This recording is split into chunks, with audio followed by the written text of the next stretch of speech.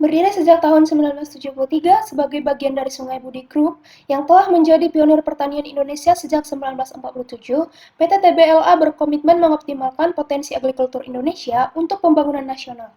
Perusahaan kini telah berkembang menjadi salah satu produsen dan penyalur terkemuka produk konsumen berbasis pertanian di Indonesia dengan mengelola lahan perkebunan sekitar 70.000 hektar, yang dimana 74,9% diperuntukkan untuk kelapa sawit sebagai core bisnis dan 25,1% untuk tebu yang mendukung strategi diversifikasi dan integrasi vertikal yang menghasilkan produk bernilai tambah tinggi.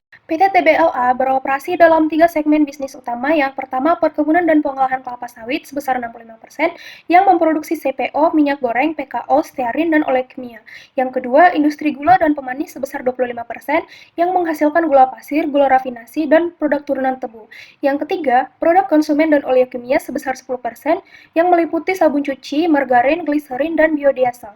Struktur bisnis terintegrasi ini memberikan TBLA diversifikasi produk dari bahan baku hingga konsumen akhir, menciptakan stabilitas pendapatan, dan mengurangi risiko ketergantungan pada satu sektor usaha. Struktur kepemilikan saham PT TBLA menunjukkan distribusi yang seimbang dengan publik memegang porsi terbesar 41%, PT Budi Delta Swakarya sebagai pemegang saham pengendali 32,6%, dan PT Sungai Budi 26,4%. Kombinasi kedua entitas korporat yang menguasai total 59% saham memberikan kontrol mayoritas dalam pengambilan keputusan strategis. Sementara kepemilikan publik yang signifikan mengindikasikan tingkat keterbukaan dan likuiditas yang baik di pasar modal. Pasar global CPO diproyeksikan tumbuh dari 57,19 miliar US dollar pada tahun 2024 menjadi 115,56 miliar US dollar pada tahun 2033. Sementara pasar gula berpotensi mencapai 142,1 miliar US dollar pada tahun 2035. Didukung kenaikan harga CPO sebesar 10,82% per Juli 2024. Pertumbuhan segmen produk turunan seperti CPO dan biodiesel membuka peluang TBLA untuk diversifikasi ke produk bernilai tambah seperti oleokimia dan energi terbarukan. Namun, regulasi global yang semakin ketat terkait deforestasi dan praktik ramah lingkungan mengharuskan PT TBLA berinvestasi dalam sertifikasi berkelanjutan untuk mempertahankan akses ke pasar ekspor utama seperti Eropa dan Amerika. Indonesia sebagai produsen CPO terbesar di dunia memberikan TBLA keunggulan strategis melalui akses langsung ke bahan baku dan efisiensi biaya tinggi. Didukung peningkatan produksi CPO pada tahun 2023 dan pertumbuhan gula domestik sebesar 4,74% per tahun. Peluang substitusi impor gula rafinasi terbuka lebar seiring fokus pemerintah pada kemandirian pangan. Sementara sinergi antara sektor CPO dan gula memungkinkan efisiensi biaya dan diversifikasi risiko melalui manajemen terpadu.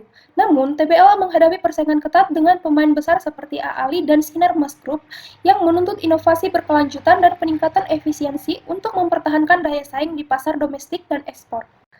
PT Tunas Baru Lampung Tbk atau TBLA memiliki keunggulan kompetitif melalui diversifikasi produk hilir dan dividen progresif. Meski berskala lebih kecil dari Semar dan Ali, TBLA menunjukkan kinerja solid dengan transformasi ke minyak goreng dan sabun untuk mengurangi volatilitas CPO. Didukung program biodiesel B40 dan fokus pasar domestik, TBLA menawarkan investasi menarik dengan keseimbangan pertumbuhan dan dividen tinggi bagi investor. Berdasarkan analisis keuangan PT TBLA dalam 5 tahun terakhir, rasio profitabilitas menunjukkan laba bersih setelah pajak sebesar 701,20 miliar dan return on equity mencapai 8,29% pada tahun 2024. Sedangkan PT Smart dan AALI sebagai pesaingnya masing-masing memiliki return on equity sebesar 6,43% dan 5,12%. Untuk rasio likuiditas, PT TBLA memiliki current rasio sebesar 1,3 yang lebih baik dibandingkan dengan Smart yang hanya 1,82 dan AALI 1,7. Hal ini menunjukkan kemampuan yang baik dalam memenuhi kewajiban jangka pendeknya. Sementara dalam hal solvabilitas, debt to equity rasio TBLA sebesar 2,28 lebih tinggi dari Semar yang hanya 1,34 dan AALI 0,24 pada tahun 2024. Hal ini mengindikasikan PT TBLA memiliki ketergantungan pada utang. Sementara untuk rasio aktivitas, total aset turnover PT TBLA adalah 0,63 yang jauh lebih rendah dibandingkan dengan Smart yang hanya 1,25 dan AALI 0,76. Hal tersebut menunjukkan efisiensi penggunaan aset yang lebih rendah. Secara keseluruhan, PT TBLA memiliki kekuatan pada profitabilitas dan likuiditas, tapi lebih rentan terhadap risiko utang dan efisiensi aset dibandingkan dengan pesaingnya. Sedangkan dalam menyangkut harga saham emiten, kami melakukan valuasi berdasarkan buku valuation oleh Damodara dan teknik valuasi PE ratio dan PBV. Kami menggunakan teknik tersebut karena metode ini sederhana, mudah dipahami, dan umum digunakan untuk menilai kewajaran harga saham di pasar modal. Berdasarkan hasil analisis perhitungan, diperoleh nilai PE ratio sebesar 5,3 dan PB sebesar 438,6. Secara umum, nilai PE ratio yang wajar berada pada kisaran 10 sampai 20 kali, sementara di bawah 10 dianggap undervalue dan di atas 25 kali dianggap overvalue. Jadi dapat disimpulkan bahwa rasio PE emiten TBLA pada tahun terakhir jauh di bawah kisaran wajar pasar. Nilai PE rasio yang sangat rendah ini mengindikasikan bahwa saham TBLA tergolong sangat undervalue. Namun hal ini juga mencerminkan kekhawatiran pasar terhadap risiko kinerja dan keberlanjutan laba perusahaan di masa depan. Selain itu, nilai return on asset sebesar 2,5% dan return on equity sebesar 8,3%, di mana ROA yang rendah menunjukkan efisiensi penggunaan aset yang belum optimal, sementara ROE berada pada level moderat namun masih di bawah standar pasar. Selain itu, debt to equity ratio yang sangat tinggi yaitu sebesar 2,3% mencerminkan ketergantungan besar terhadap utang dan meningkatkan risiko finansial dibandingkan dengan pesaingnya di sektor yang sama yaitu Smart dan AALI. Dengan mempertimbangkan profitabilitas yang masih ada namun diiringi struktur permodalan yang berisiko, disarankan agar investor menahan atau hold saham perusahaan untuk saat ini. PT Tunas Baru Tbk atau TBLA salah satu perusahaan agribisnis terintegrasi yang memiliki peran strategis di Indonesia. Perusahaan ini fokus pada produksi dan distribusi minyak goreng sawit, gula, dan produk turunannya yang menjadi kebutuhan utama masyarakat. Dilihat dari sisi keuangan, TBLA menunjukkan hasil yang cukup solid pada tahun 2024. Perusahaan berhasil membukukan laba bersih sebesar 700 miliar rupiah, meskipun terjadi penurunan tren probabilitas dalam 5 tahun terakhir.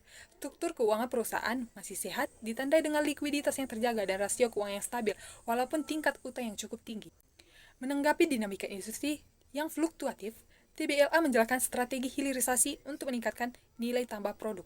Perusahaan mengembangkan produk turunan seperti oleokimia sehingga tidak sepenuhnya bergantung pada harga komoditas global. Strategi ini juga membuka peluang diversifikasi pasar dan memperkuat daya saing jangka panjang. Tidak hanya dari sisi operasional, TBLA juga menarik perhatian investor jangka panjang melalui kebijakan dividen yang progresif dan konsisten.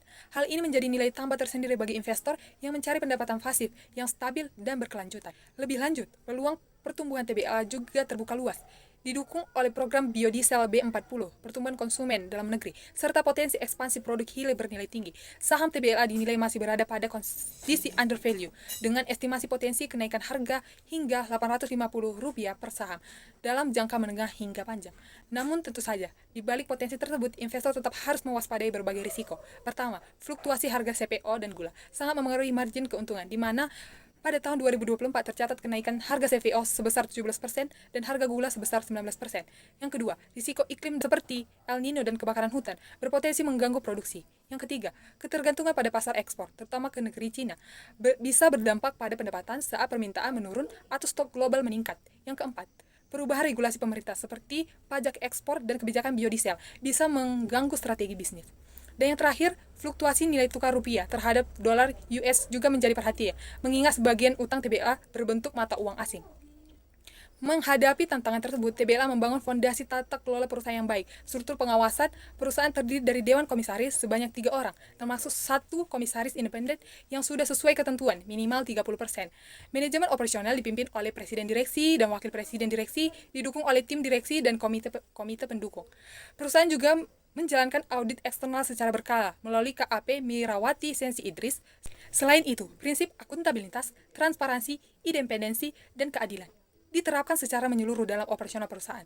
Sebagai bentuk komitmen etika, TBLA memberlakukan kode etik, pelanggaran gratifikasi, serta menerapkan sistem whistleblowing untuk menjaga integrasi internal. Lebih dari itu, TBLA memperkuat posisi melalui komitmen terhadap prinsip environmental, social, and government atau ESG. Dari sisi lingkungan, perusahaan menerapkan prinsip 3R, reduce, reuse, dan recycle dalam pengelolaan limbah pabrik sawit. Limbah padat dimanfaatkan sebagai bahan bakar dan pupuk organik, serta seluruh proses perkebunan mengacu pada standar RSPO atau ISPO. Dari aspek sosial, TBLA aktif dalam meningkatkan kesejahteraan masyarakat sekitar, khususnya petani plasma dan para pekerja, melalui pelatihan dan pemberdayaan. Sementara dari aspek tata kelola, prinsip keterbukaan dan akuntabilitas dijalankan secara tegas, dan perusahaan menerapkan kode etik ketat untuk mencegah konflik kepentingan. Jadi kesimpulannya adalah meskipun PT Tunas Baru Lampung (TBK) atau TBLA menunjukkan kompetitif dalam fleksibilitas bisnis, di mana valuasi saham tergolong sangat undervalued serta dukungan kebijakan pemerintah seperti program biodiesel B40, kami merekomendasikan saham ini untuk di hold atau ditahan sembari memantau perkembangan perusahaan di masa yang akan datang.